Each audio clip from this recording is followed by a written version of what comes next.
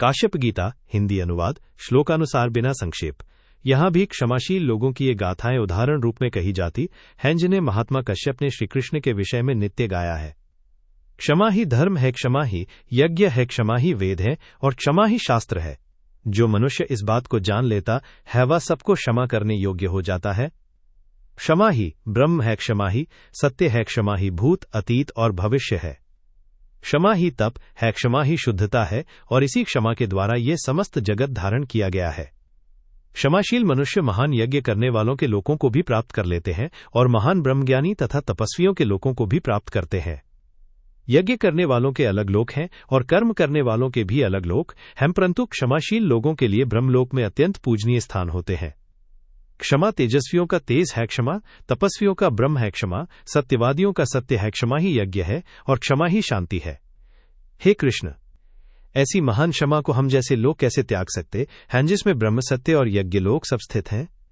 समझदार मनुष्य को सदा क्षमा ही करनी चाहिए, क्योंकि जब वो सबको क्षमा कर देता है तब वो ब्रह्म को प्राप्त हो जाता है। ये संसार और परलोक दोनों ही क्षमाशील लोगों के लिए हैं। वे इस लोक में सम्मान प्राप्त करते हैं और परलोक में शुभ गति पाते हैं। जिन मनुष्यों का क्रोध सदा क्षमा द्वारा शांत हो जाता है वे श्रेष्ठ लोकों को प्राप्त होते हैं। इसलिए क्षमा को सर्वोत्तम माना गया है। इस प्रकार महात्मा कश्यप द्वारा कही गई ये क्षमा की गाथाएं हैं। हे द्रौपदी, इन्हें सुनकर तुम संतुष्ट हो जाओ और क्रोध मत करो। शांतनु पुत्र भीष्म क्षमा का आदर करेंगे और देवकी पुत्र श्रीकृष्ण भी क्षमा का आदर करेंगे। आचार्य विदुर धृतराष्ट्र के मंत्री और कृपाचार्य तथा संजय भी सदैव शांति क्षमा की ही बात कहेंगे। सोमदत्त युद्ध द्रोणपुत्र अश्वत्थामा और हमारे पितामह व्यास भी सदा शांति क्षमा का ही उपदेश देते हैं।